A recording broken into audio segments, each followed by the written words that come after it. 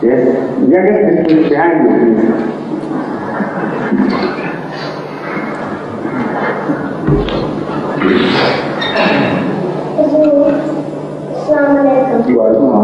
What is an Imam?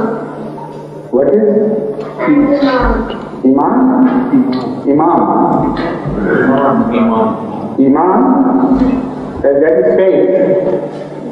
If you have faith on something, that is called Iman.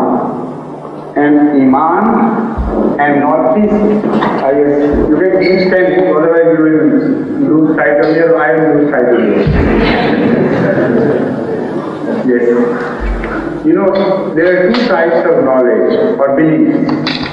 One belief springs from observation. Like I am observing you, and it is not that I have Iman on you.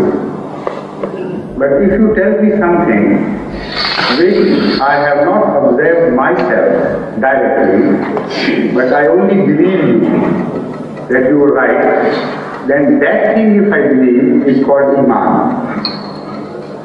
Follow this? Direct observation and personal knowledge is not called Iman, but an indirect observation based on some evidence is called Iman if that belief is strongly established in one's heart.